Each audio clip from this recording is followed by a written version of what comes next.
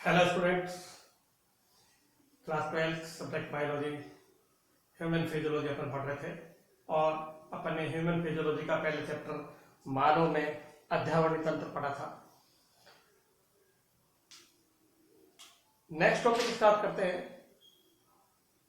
मानव में पाचन तंत्र, डाइजेस्टिव सिस्टम इन ह्यूमन। पाचन तंत्र के बारे में छोटी क्लासों में अपन ने काफी पढ़ा है। आहार की संरचना अपन जानते हैं, लेकिन क्लास 12 में इसकी संरचना की डीपली स्टडी करनी है, इसके हिस्टोलॉजी को पढ़ना है, प्रत्येक भाग के कार्य को अच्छी तरीके से समझना है। तो सब प्रारंभ करते हैं अपन। मानव में पाचन तंत्र। पाचन तंत्र का अध्ययन ये बड़ा चैप्टर है, इसलिए दो भागों में अध्ययन करते हैं। पहला आहार नाल की संरचना, स्ट्रक्चर ऑफ एलिमेंट्री कैनाल। दूसरा पाचन की क्रियाविधि, फिजियोलॉजी ऑफ डाइजेशन। तो आज के अपने इस वीडियो में अपन स्टार्ट करते हैं आहार नाल की संरचना। तो सबसे पहले अपन आहार नाल का एक चित्र बनाते हैं और इसकी संरचना को समझने का प्रयास करते हैं। तो आहार नाल एक पेशीय लंबी संरचना है जो मानव में लगभग 8 से 10 मीटर लंबी होती है और इसके विभिन्न भागों की लंबाई अलग अलग होती है। ये मुख से प्रारंभ होती है और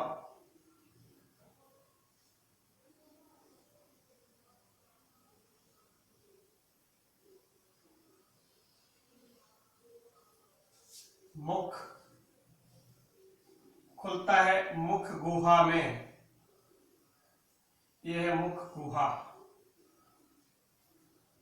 बक्कल कैविटी, बक्कल कैविटी। मुख गुहा में मेमेलियन लक्षण होते हैं। कौन कौन से? पृष्ठ सतह पर तालु का पाया जाना, जो भोजन मार्ग श्वसन मार्ग को स्पर्श रखता है। अधर भाग में पेशीय जीव। पार्श्व में दांत पाए जाते हैं, विषम दंती, हेटेरोडोंट, गर्त दंती, थिकोडोंट, द्विबार दंती, डाइफाइडोंट। विस्तृत रूप से अध्ययन करेंगे। और आहार नाल की मुख गुहा की भित्ति में लाल ग्रंथियां पाई जाती है, जिनका अपन अलग से अध्ययन करेंगे। मुख गुहा या बक्कल कैविटी आगे चलकर छोटी सी एक संरचना में खुलती है, जिसको अपन बोलते हैं ग्रसनी या फेरिंक्स। तो फेरिंक्स भोजन और श्वसन मार्ग के लिए कॉमन पैसेज है। ये ग्रसनी, फेरिंक्स या भोजन मार्ग श्वसन मार्ग एक दूसरे को पृथक करते हैं, क्रॉस करते हैं थोड़े। और ये एक सीधी नलिका जो ग्रसिका है, इसोफेगस है, लगभग 24-25 सेंटीमीटर लंबी पेशीय संरचना है, जो डायफ्राम को भेद कर आमाशय में जाकर खुलती है।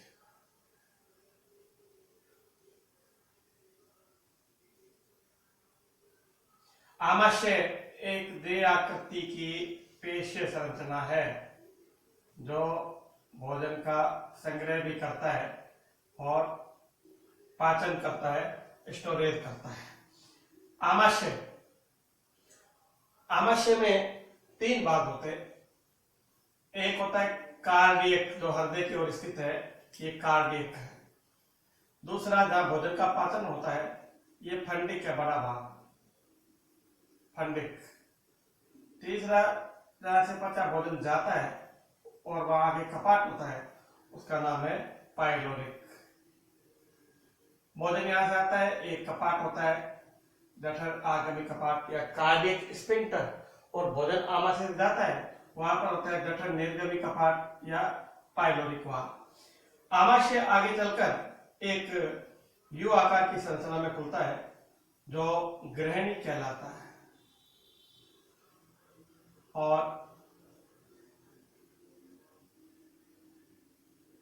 ग्रहणी यू आकार की संरचना है, जो आगे चलकर इलियम में खुलता है या बढ़ता है। ग्रहणी, डुडल और इलियम या शेषांत, क्षुद्रांत, जिसका अगर भाग जेजुनम, ये तीनों मिलकर बनाते हैं स्मॉल इंटेस्टाइन, छोटी आंत, जिसकी लंबाई लगभग 5 से 6 मीटर तक हो जाती है। ग्रहणी बहुत इंपॉर्टेंट पार्ट है। यहाँ शरीर की सबसे बड़ी ग्रंथि, जिसको अपन यकृत बोलते हैं, खुलती है स्टूडेंट्स।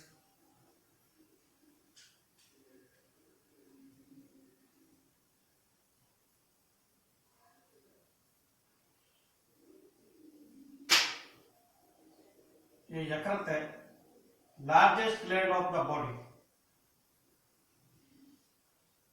और इसमें पाया जाता है पित्ताशय, जिससे निकलती है पित्तवाहिनी, और पित्तवाहिनी जाकर खुलती है ग्रहणी की यू आकार की भुजा में, जहां आगे की ओर स्थित है एक लीफ लाइक स्ट्रक्चर, पत्तीनुमा संरचना, जिसे अपन बोलते हैं अग्नाशय, जो शरीर की दूसरी सबसे बड़ी ग्रंथि है। अग्नाशय अंतःस्रावी और बहिःस्रावी दोनों प्रकार की ग्रंथि है। यकृत शरीर की सबसे बड़ी ग्रंथि है, और यकृत या लीवर, और अग्नाशय 2 नंबर की सबसे बड़ी ग्रंथि है, जो एंडोक्राइन एक्सोक्राइन दोनों प्रकार की होती है। ये ग्रहणी आगे चलकर इलियम में खुलता है। इलियम जो एक बड़ा भाग है और बृहदान्त्र की भुजाओं के बीच में स्थित है। इस प्रकार से ये बड़ी आंत्र का भाग, कोलन का भाग है, जिसमें 3 भुजाएं हैं, अनुप्रस्थ भुजा, ट्रांसवर्स या कोलन, और आरोही भुजा, असेंडिंग कोलन, और अवरोही भुजा, डिसेंडिंग कॉलम। ये आप 9वीं 10वीं क्लास में बना चुके हैं, कोई नई बात आपके लिए नहीं है। ये जो डोडोनम है, ये आकर आहार नाल के सबसे लंबे भाग क्षुद्रांत्र में खुलता है। क्षुद्रांत्र अत्यधिक कुंडलित है, और इसके कुंडलन सरल तरीके से अपन ने बनाए, ये आके खुलेगा।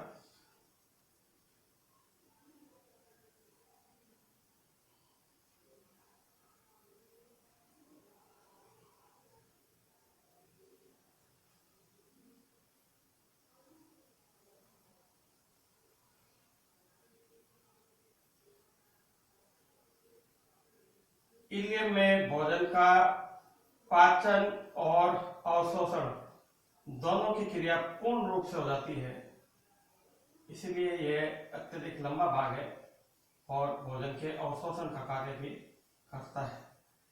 ये जहां आगे चलकर कोलन में खुलता है, यहाँ पर एक छोटी सी पेशी संरचना होती है, जिसे अवशेष माना गया है, अपेंडिक्स के रूप में लगभग 1 सेंटीमीटर लंबी। कोलन का भाग आगे चलकर एक पेशी संरचना में खुलता है, जिसे मलाशय कहते हैं, जिसमें अपशिष्ट भोजन रहता है, और मलाशय आगे चलकर एक स्फिंक्टर का पार्ट या गुदा में खुलता है, जिसमें 2 प्रकार की पेशियां होती है। बाहर की ओर ऐच्छिक पेशियां वर्तुल होती है दोनों ही, और अंदर की ओर अनैच्छिक पेशियां दोनों मिलकर इस कपाट का नियंत्रण करती हैं। तो स्टूडेंट नामांकित करते हैं, ये यकृत है, ये पित्ताशय है, पित्तवाहिनी,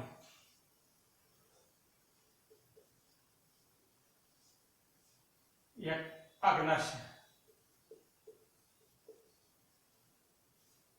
ग्रहणी, डोडोनम, और ये इलियम, क्षुद्रांत्र या शेषांत्र, ये कोलन, ये कोलन और ये कोलन, ये अनुप्रस्थ कोलन,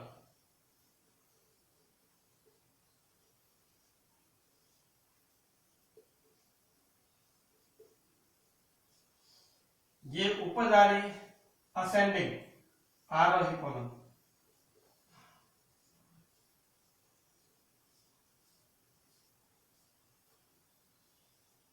और ये अवरोही कोलन।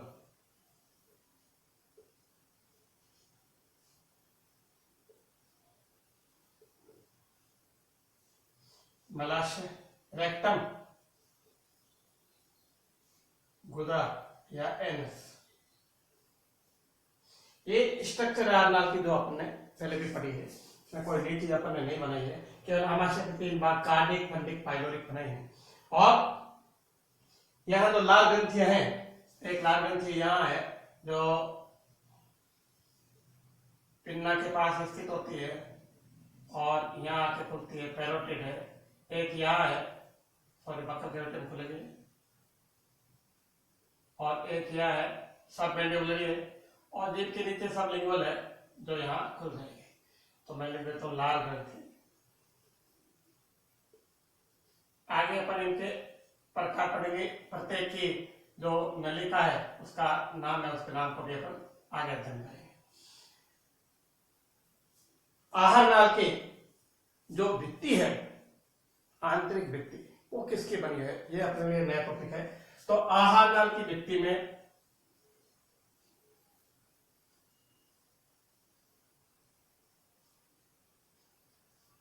चार स्तर पाए जाते हैं। कौन कौन से? नंबर 1 सीरोसा या पेरिटोनी, पेरिटोनी।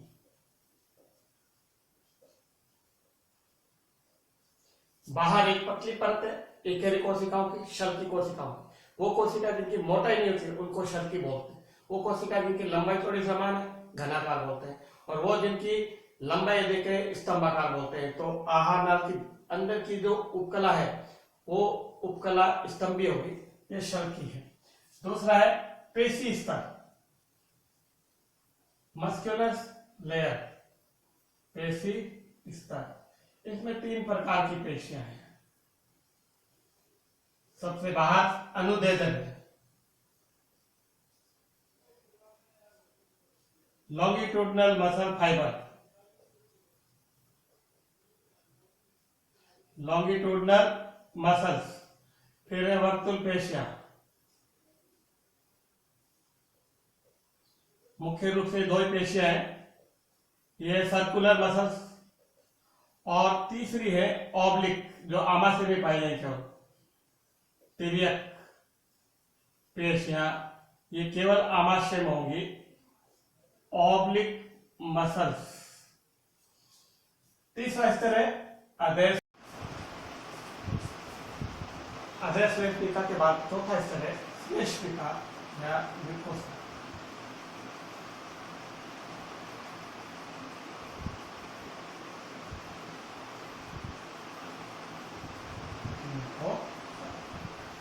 स्टूडेंट्स, ये आहार नाल की भित्ति में पाए जाने वाले स्तर है, ये सामान्य अनुप्रस्थ है। इसमें सबसे बाहर आप देख रहे हैं सिरोसा, फिर है पेशी स्तर, और पेशी स्तर के बाद में है सब म्यूकोसा का स्तर ये वाला, और अंदर पाए जा रहे अवकाशिका के चारों म्यूकोसा ये वाला। तो पहला स्तर सिरोसा, दूसरा पेशी स्तर, तीसरा अधेश्लेष्मिका, और चौथा स्टूडेंट्स, यहाँ पर आहार नाल के 3 मुख्य भागों पर हिस्टोलॉजी को अपना अध्ययन करना है।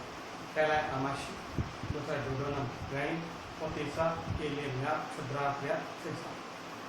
इनकी हिस्टोलॉजी बहुत ही महत्वपूर्ण है, और अपने 12th के अंदर और आगे नीट जैसे एग्जाम में इनमें से बहुत सारे क्वेश्चन पूछे जाते हैं।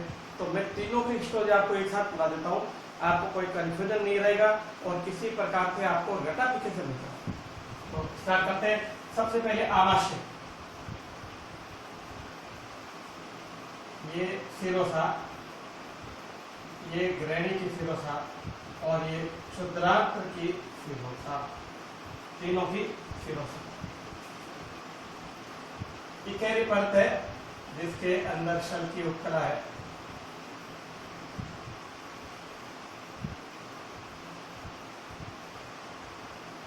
सिरोसा।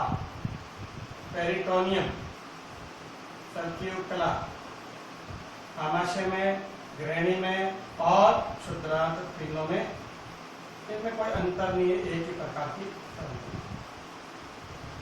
दूसरा आता है पेशी स्तर। आमाशय का पेशी स्तर काफी बड़ा होता है। सबसे पहले अनुदेंद्रीय पेशियां जो इस प्रकार से गोलाई में दिखाई देंगी,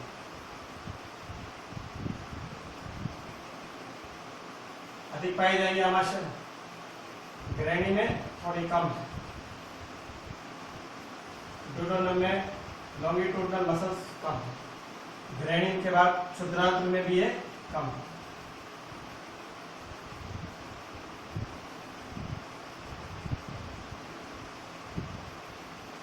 अब आती है वर्तुल पेशियां, आमाशय में अधिक है, सर्कुलर मसल्स।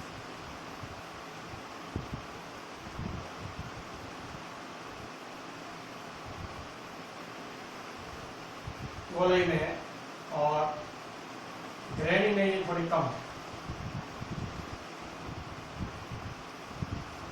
तरात्र में भी कम है।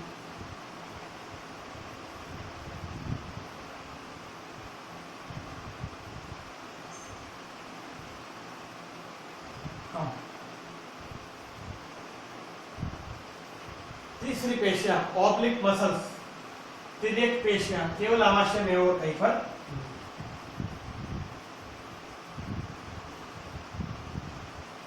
केवल आमाशय में और कहीं पर तिर्यक पेशी। तो देखिए स्टूडेंट, ये है लॉन्गिट्यूडनल मसल फाइबर, अनुदैर्ध्य पेशी, अनुदैर्ध्य ये वाली है वर्तुल और ये वाली है तिर्यक, तीनों मिलकर बना रहे हैं पेशी स्तर, पेशी स्तर। अनुदैर्ध्य लॉन्गिट्यूडनल मसल्स, वर्तुल सर्कुलर मसल, ऑब्लिक तिर्यक मसल। उसके बाद म्यूकोसा विभिन्न प्रकार से होगी तीनों में, यहाँ से म्यूकोसा बनाते हैं। तो आमाशय म्यूकोसा जठर वलन के रूप में पाई जाती है। अंगुली रूपी उभार होते हैं, आगे से ब्लंट होते हैं, भोंके होते हैं। ग्रैनी में ये कुछ रसांकुरों में बदल जाती है।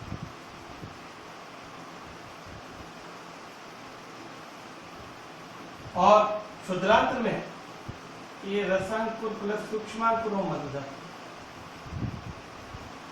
भोजन के पूर्ण पाचन का कार्य क्षुद्रांत्र में पूरा होता है और पूर्ण पाचन के बाद भोजन का अवशोषण भी नहीं होता है। तो तीनों की ये श्लेष्मिका है जो यहाँ बना रही है जठर वलन। गैस्ट्रिक फोल्ड्स ग्रैनी में बना रही है रसांकुर villi,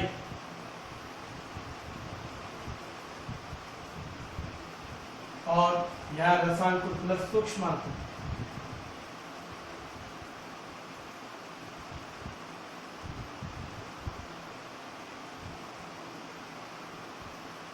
villi plus micro villi,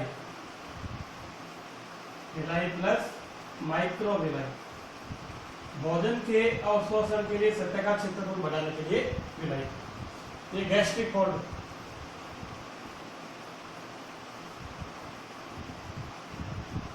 तीनों की भित्ति उपकला की बनी है, जो स्तंभाकार है। स्तंभाकार का मतलब मैंने पहले बताया था, जब कोशिकाओं की लंबाई अधिक होती है तो स्तंभाकार कहलाता है। ये स्तंभाकार, यानी ये स्तंभाकार कोशिका।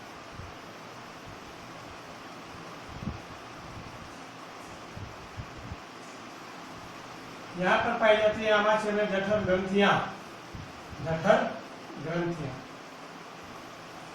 एक जठर ग्रंथि में 3 प्रकार की कोशिकाएं हैं। गैस्ट्रिक ग्लैंड में 3 प्रकार की कोशिकाएं। एक कोशिका जो एंजाइम का स्राव करती है और कहलाती है दाइमोडल कोशिका, पेप्टिक कोशिका, पेप्टिक कोशिका या चीप कोशिका,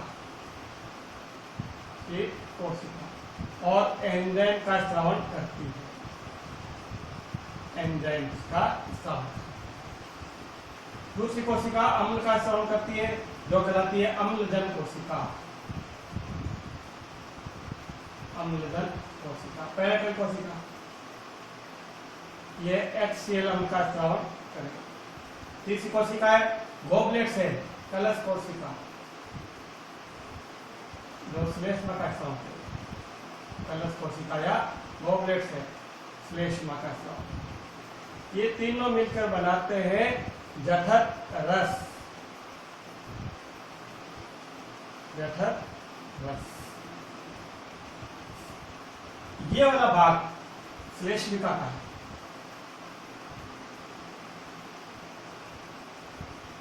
श्लेष्मिका स्टूडेंट ये जो भाग बच गया जो संयोजी ऊतक का बना हुआ है ये सब म्यूकोसा कहलाएगा।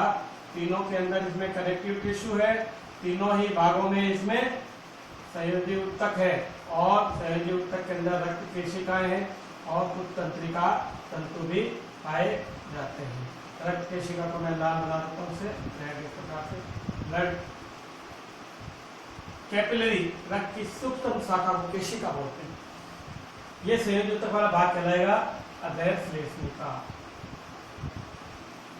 अधैर्यश्लेष्मिका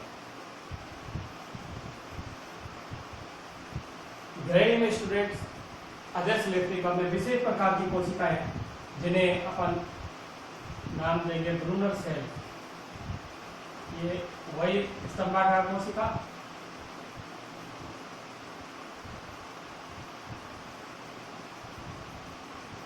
कोई विशेष नाम यहाँ नहीं है, लेकिन गॉबलेट सेल बहुत मात्रा में है और आंतरिक कोशिकाएं हैं। इनके बीच का भाग ये क्रिप्स ऑफ लिबर कोन की दरार कहलाता है। लिबर कोन की दरार है। यहाँ पर पाई जा रही ब्रूनस ग्रंथि जो ग्रहणी के अलावा कहीं नहीं मिलेगी। इस प्रकार बनानी आपको।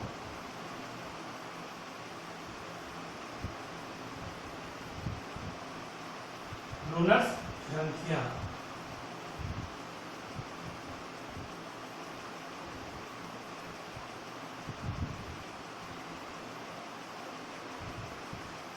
यहां पर लसिका वाहिनी पाई जाएंगे, लैक्टियस, लसिका वाहिनी या लैक्टियस पाई जाएंगे। यहाँ कुछ फैगोसाइट सेल्स होंगी, भक्षाणु कोशिकाएं, जिन्हें पीएस पैचेज के नाम से जाना जाता है।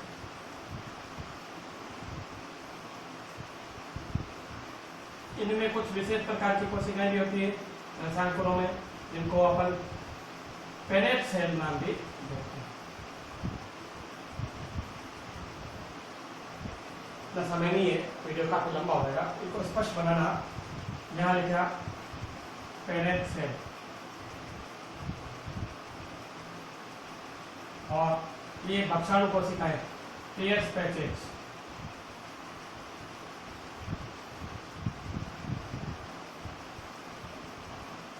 पैचेज यानी समूह।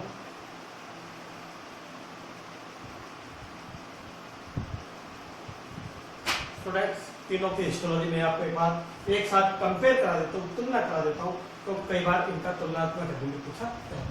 सबसे पहले आमाशय के अंदर पेशी स्तर मोटा है, इनमें मोटा नहीं है। दूसरा अंतर, आमाशय में तिरिक पेशियां पाई जा रही है, इनमें तिरिक पेशियां नहीं है। तीसरा अंतर, आमाशय में श्लेष्मिका जठरवलन के रूप में है, यहाँ रसांकुर के रूप में है, और यहाँ पर रसांकुर प्लस सूक्ष्मांकुर। चौथा पांचवा अंतर, यहाँ जठर ग्रंथियां पाई जा रही हैं, यहाँ ब्रूनस ग्रंथियां पाई जा रही हैं, और यहाँ पर कोई अलग प्रकार की ग्रंथियां नहीं। छठा अंतर, यहाँ पर लिबर कोन की दरारें पाई जा रही हैं, यहाँ पर भी लिबर कोन की दरारें, यहाँ लिबर कोन की दरारें नहीं पाई जा रही। यहाँ पीएस पैचेज पाए जाते हैं, फैगोसाइटिक सेल है, भक्षाणु का कार्य करती है, इन दोनों में नहीं पाए जाते। तो स्टूडेंट तीनों का तुलनात्मक अध्ययन आपको याद रखने के लिए एक बार आप अपने रजिस्टर में साफ सुथरा चित्र बनाइए और हमेशा के लिए आपके कंसेप्ट क्लियर रहेंगे। इसके बाद भी आपको कोई इसमें दिक्कत रहती है तो आप मुझसे कॉन्टेक्ट कर सकते हैं, आप मुझसे क्वेश्चन पूछ सकते हैं। धन्यवाद।